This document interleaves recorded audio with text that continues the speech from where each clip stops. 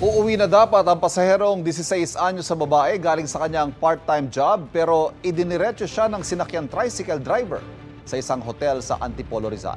May unang balita si Bea Pinlac. Sumakay ng tricycle sa kahabaan ng Marcos Highway sa Antipolo City ang 16 anyos na babaeng ito. Pauwi na sana siya galing sa part-time job niya bilang waitress sa isang restaurant. Kasi nga po madaling araw na po yun. Sabi niya po sa akin may naiwanan daw po siya. Nagtaka na raw ang biktima nang biglang mag-U-turn ng tricycle. Imbis na sa bahay ihatid ang dalaga, sa isang hotel siya idinidiretso ng tricycle driver. Sabi ko po sa kanya, kuya ibaba mo na lang po ako dito kasi hindi naman po ako dito nagpapadala eh.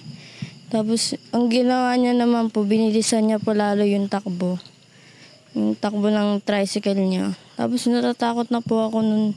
Kasi po, hindi ko na po alam gagawin ko. Nahinto sila doon sa isang hotel na ipapasok sana siya doon para mag-check-in siguro. Kaso, itong biktima nagpapalag. Ayon sa barangay, unang pumasok sa hotel ang lalaki at nag-abot pa ng pera sa kahera sa front desk. Maya-maya, binalikan na niyang babae sa labas. Hinawak-hawakan pa ng tricycle driver ang biktima at inakbayan. Tapos sinabi niya po sa akin na ihahatid niya lang daw po ako pagkatapos. Natakot po ako din. Nihila niya po ako. Tapos pumasok po kami dun sa hotel kasi nangingi po sana ako ng tulong kaso natatakot po ako sa kanya. Ayon sa barangay, kasintahan ng menor de edad ang pakilala ng tricycle driver sa kahera na itinanggi ng biktima. Pilit tinatanggi na hindi at hindi talaga niya kilala yung taong yun. Kaya nagtaka talaga yung cashier ng motel.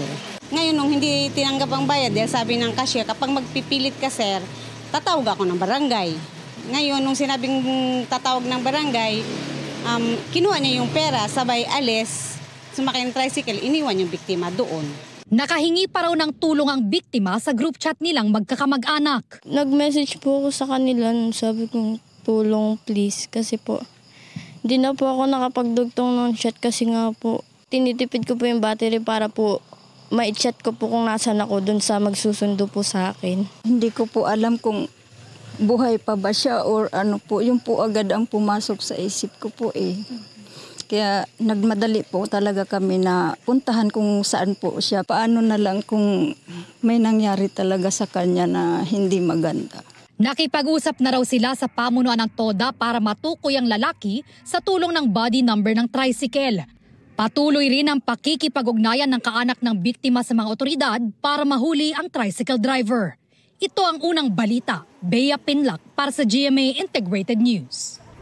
Kapuso, huwag magpapahuli sa latest news and updates. Mag-iuna ka sa balita at mag-subscribe sa YouTube channel ng GMA Integrated News.